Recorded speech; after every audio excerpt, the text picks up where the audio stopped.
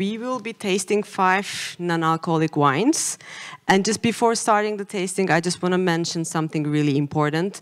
We need to change our thinking caps now.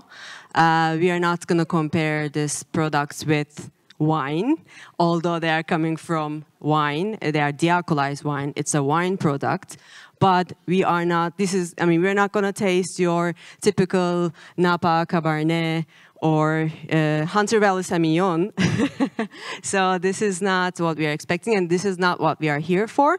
And the consumer for this product, it's not a Chateau d'Yquem or Chateau Latour or Central Valley, Cabernet Franc consumer. So that's why this is really important. And I need to say that this happened to me.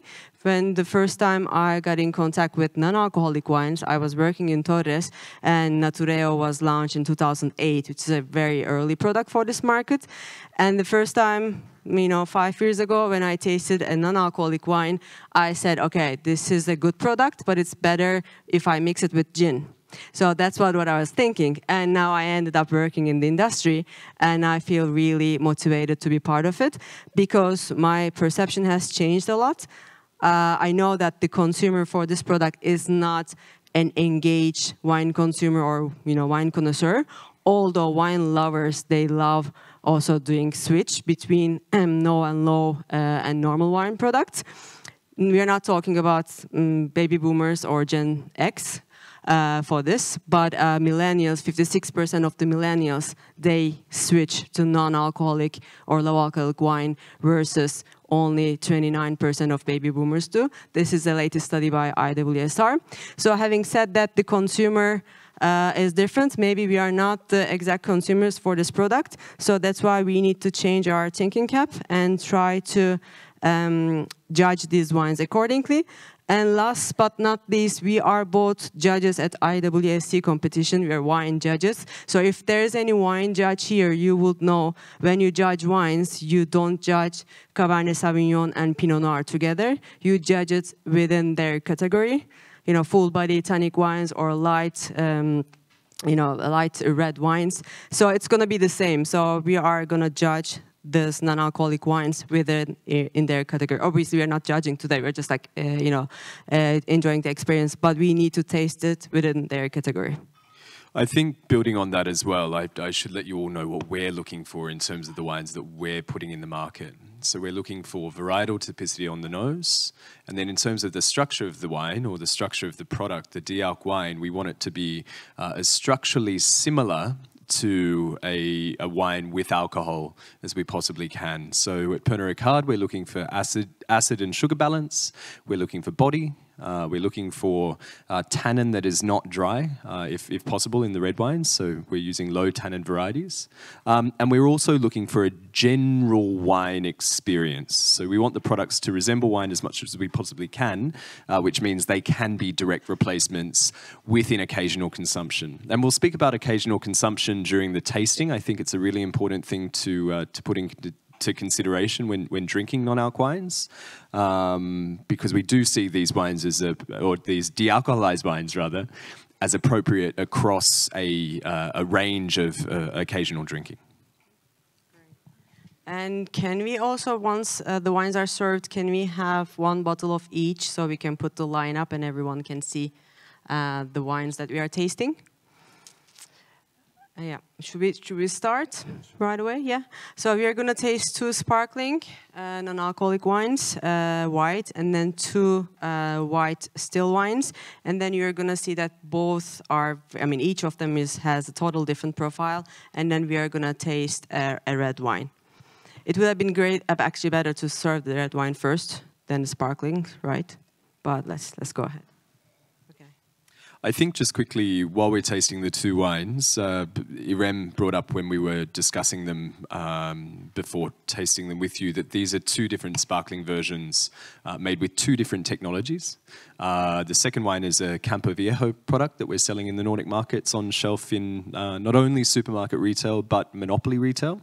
And the first product is a competitor for us. It's made by Freixenet. So our product is using the BevZero Golo technology, and Freixenet is using what technology? A low temperature vacuum distillation, as far as I know. Okay. there. I mean, we are not service provider for Freshnet, but I'm really happy to guide the tasting for our competitor service provider, because again, what I said in the beginning, I think we are all working for the same thing. We want this category to grow, so we are not, we shouldn't work against each other. We should work together. And I also say this, I mean, like for example, the producers in Rioja, sometimes they think they're competitors, but they shouldn't be competitors. They should be working together against, not against, but to promote Rioja or Ribera del Duero or Veneto, all these regions. So I think we should work together in this category. So when we look at the two first sparkling wines, I think it's interesting because you can see varietal character in both of them. The first wine I'd say is looking a lot like Macabeo and sort of like yellow fruit character, whereas the second wine has a lot of green elements, which I'm seeing in Chirello, which is something that we at Campo Viejo like to bring through. So the product is true to Cava drinkers. We're trying to mimic that Cava style that we're making in the alcoholized wine. Obviously, we can't put an appellation on the label for this product, but for Campo Viejo at least, I can speak and say that it is the same supplier that we're buying our Cava product from that's supplying the base, using exactly the same varietal mix. And this is important for us because in terms of occasional drinking, we want our product to be able to be present at exactly the same occasions. So we use this not only at the dinner table, not only for celebrations, but also for mixing as well. If you have consumers who are struggling to get their head around uses for de-alcoholized wine, they make fantastic cocktails, or non-alcoholic cocktails. It's a really fantastic way to bring wine into the home where people wouldn't be considering wine as a non-alcoholic option. So that's sort of what we're thinking there.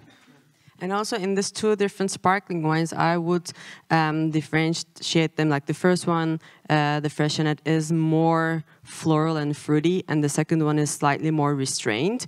So I would, even within this two different sparkling wines, I would even give them different occasions of consumptions maybe. This can be, the first one can be an aperitif, but the second one can be maybe a gastronomic wine. It can also pair it with food easily because it has like a more restrained and longer finish. What do you think? Definitely.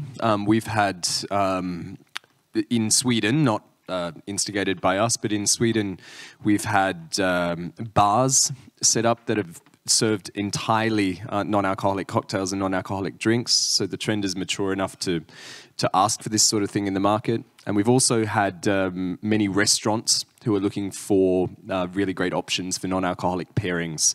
So moving away from complete reliance on juices. And these wines definitely allow for, I guess, diversity within non-alcoholic pairings. So. And also just speaking a little bit about the methods of production. As we know, in the sparkling wine production, there are different ways to make sparkling wine. But if we are talking about non-alcoholic sparkling wine, 0.0, there's only one way making it. It is carbonation. And so these both wines are carbonated. But if you want to make a low alcohol sparkling wine, then you can reinitiate a second fermentation either in tank or bottle, but these are 0.0, so they are carbonated wines. And as you see, I mean, when you obviously remove the alcohol, you are removing very important part of the structure. So that's why sparkling wines are easier or maybe more accessible, because the carbonation gives a lift and it kind of makes up the structural loss of the element. And also in the market, we see that sparkling wines are at the moment bestsellers. Yeah, another thing to consider as well is when you look at the shelf that we've got up on the screen there, you'll see that you've got alternative packaging starting to play within the space as well. So cans, I think, are a fantastic packaging type for de-alcoholized sparkling wine because of the volume. When you are carbonating wine beverages or de-alcoholized wine beverages, the bubble doesn't stay in the bottle as long as it would if it were produced through traditional method. So smaller packaging types are really useful, I think, in the category, and definitely for sparkling wine, where you want to encourage the consumer to drink that volume as quickly as they possibly can, rather than having it stick around in their fridge. We're tasting entirely from bottle today, but we, as a business, also exploring cans within the category. Yeah, definitely, because what we were talking, like these products are also occasion-based, and this is, I mean, before the dry was more taste, and also taste plus occasion now. So this is, I mean, and then also single serves are increasing the demand. So it's like, it's a product that you can drink on the beach and the festival, in a concert. So it's not only just beers are drinking in the concerts or the beach. So it's like, that's also why we feel like we are supporters of the category, because we are targeting young consumers, non-wine drinkers, soft drink drinkers, or beer drinkers, which will become eventually wine consumers of the future as well. So if anyone, by the way, has any comments for the wines, or feel free to. Okay. Yes, so that's actually a very good question. So today what we have been talking about is de-alcoholized wine, but it's an amazing question, and actually I wanted to mention it and I forgot. Thank you for bringing it up. We need to also consider like a difference between alcohol-free wines or alcohol-free beverages and de-alcoholized wines. So de-alcoholized wines are made of grapes and they're fermented by yeast, and they go through a vinification process. They're made as wines, and then alcohol is removed with different technologies. But there's also so many products in the market as well based on grapes or grape must, which are not wines, so they don't go through the fermentation process or vinification.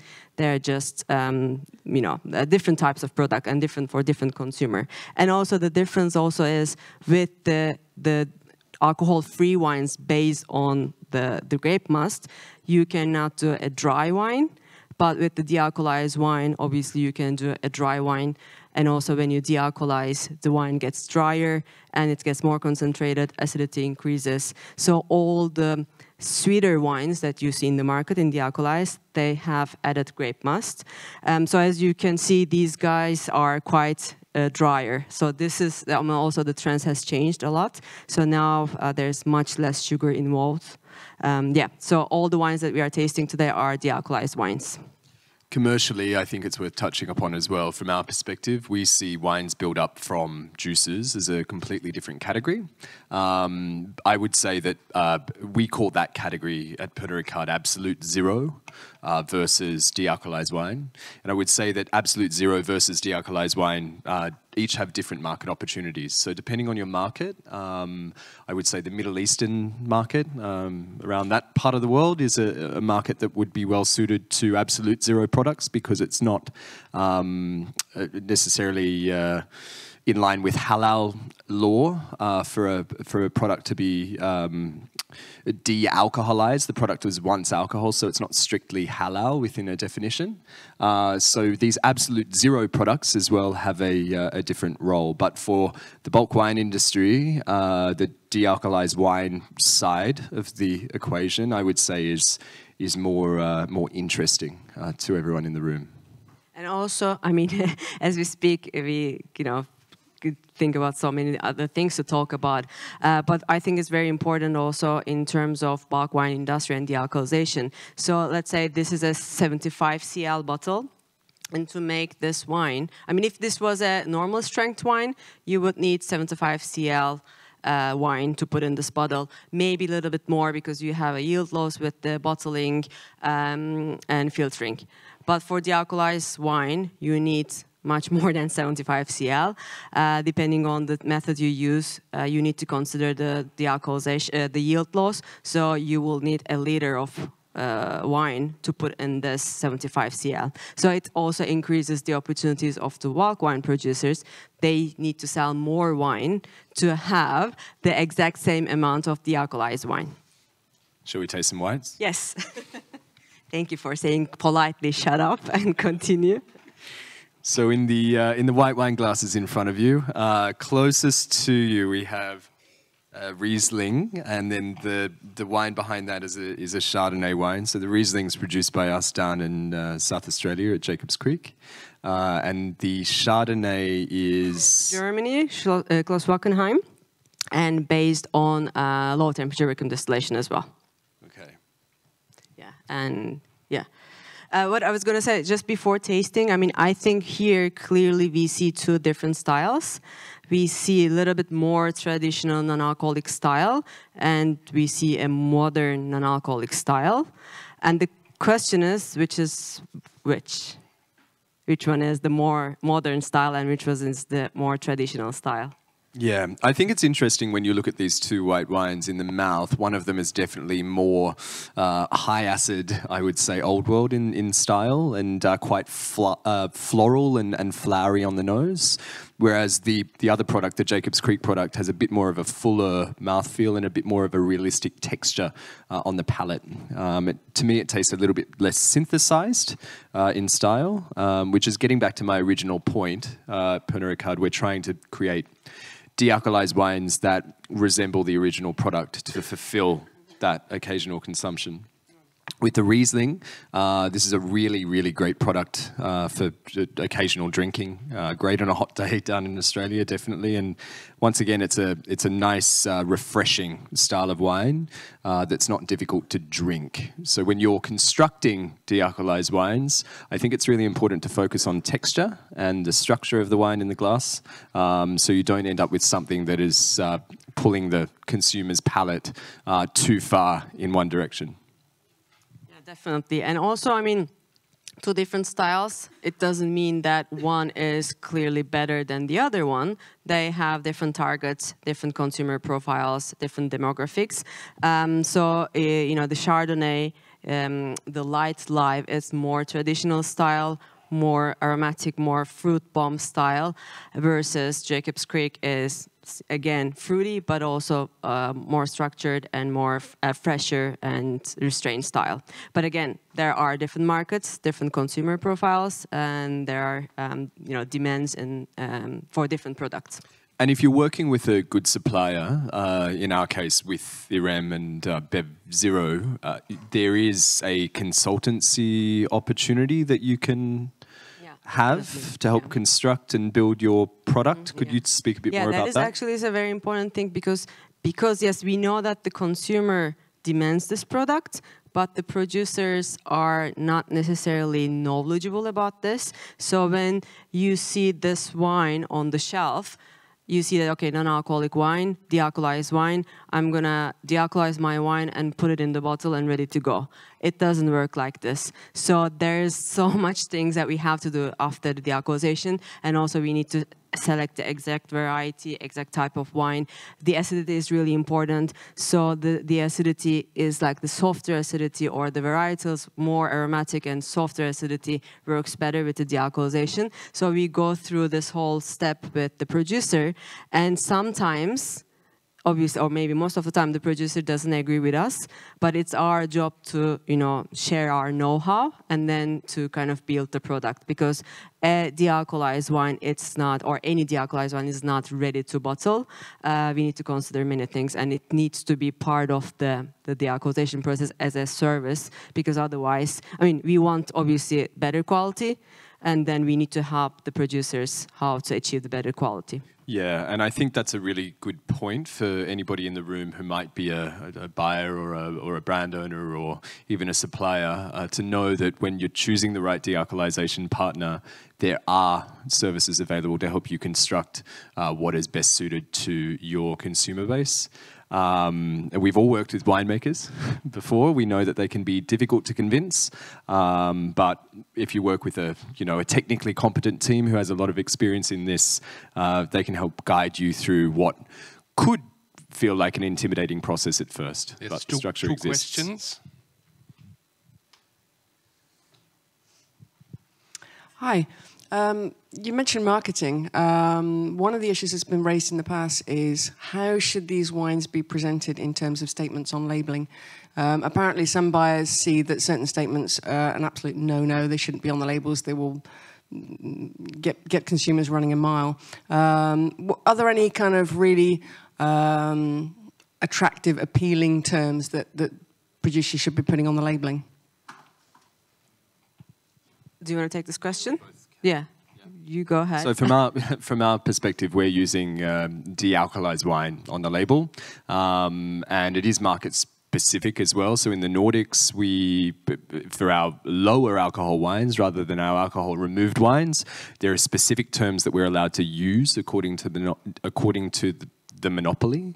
So I guess it really depends on a market by market basis what you're trying to do. We don't try to stray away from the fact that the product is a de-alcoholized wine, and we don't find that having that on the label is scaring away consumers either. So anecdotally for us, de-alc wine for Jacob's Creek in the Nordics represents 20% of our volumes. So it's pretty impressive, and it's not scaring away customers.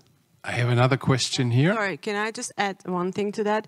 I mean, the labeling differs to each country. Obviously, European Union has its own legislation, but within the European Union, it's also different. So for our clients as well, we recommend to check with the legal counsel for the labels because it's really important. And what is really important is now the consumers are looking for transparency. So if the wine is not through 00, it shouldn't be 00. However, there is also a gap there. In Europe and UK, if the wine is less than 0.5, you can call it 00. So up to 0.49, it's a zero alcohol wine. But in United States and Canada, it needs to be labeled as less than 0.5. So I think as the category is growing, the transparency will become much more important. But again, de-alcoholized wine, before you couldn't say in European Union de-alcoholized wine, but now European Union allows that term as a de-alcoholized wine. Sorry, one other question about the taste. So nice to taste them all together because they're completely different. The Jacob's Creek, I taste something in the finish. I taste something salty, and when I look at the label, I didn't look at this label, but I've looked at other labels. You can also see that there's salt in it. Is this natural or added, or how does that work? It's natural. So where we source the grapes from is in our Langhorne Creek vineyard, which sits on Lake Alexandrina in the south of Australia. So we get coastal breezes blowing up on the vineyards there, and all the wines that we produce from this massive 800-hectare property that we have are salty. So you're tasting the terroir in a de-alcoholized wine, quite literally.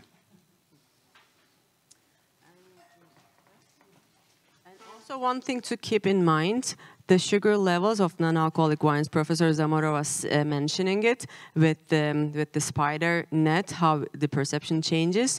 The sugar level seems less than an alcoholic wine, so they taste drier because of the acidity, and obviously the alcohol also gives sweetness aftertaste. So when you taste the wines or when you look at the labels, you shouldn't compare the sugar level of an alcoholic wine with a low alcohol wine. And also, yes, sugar adds calories, but that is also, at the moment, consumers is not only looking for non-alcoholic wine, they look for everything less calories, less carbohydrates, but alcohol has lots of calories. So a glass of wine, a full-strength wine, would be around 120, 150 calories, but a glass of non-alcoholic wine, it can be anything between 10 to 30 calories. Red wine? Red wine. So this is a product by Torres.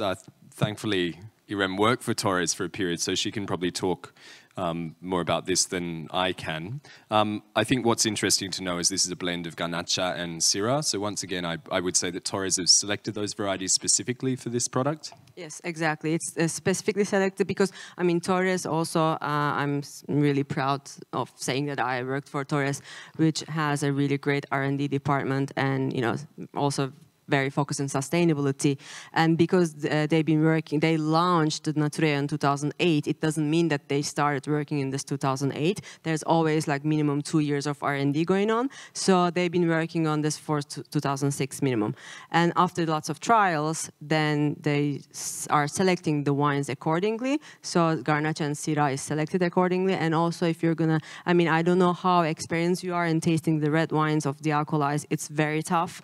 It is, I mean, still there's a holy grail of the red wines that we need to, I mean, us as well, we need to crack. But I think Natureo Red, it's a good benchmark, and this wine has much more complexity than the regular non-alcoholic reds, because the most non-alcoholic reds, it's like full berries, but this wine was aged in the oak barrels before, so it has the aromas preserved from the wine, and it has added complexity.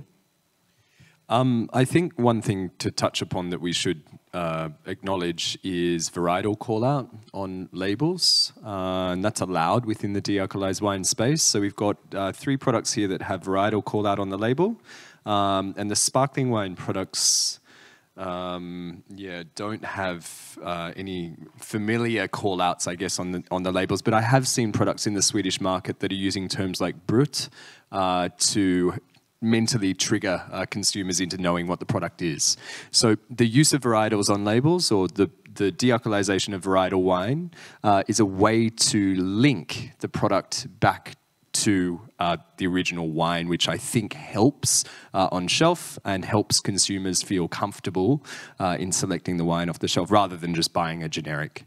So it's another thing to keep in mind as well. You can use cues that come from wine with alcohol in order to link your de-alcoholized range to your core business. And also most of the wines we are tasting today are vegan wines. That is also very important in this category. You know, no animal products, or, you know, all organic products. That is also something to keep in mind when you make the wine accordingly, you know, to make the wine vegan, because there's a demand for vegan non-alcoholic wines too. Any other questions or any comments? Or did your perception change today after the tasting of... I assume this is the first guided tasting of your life for non-alcoholic wine.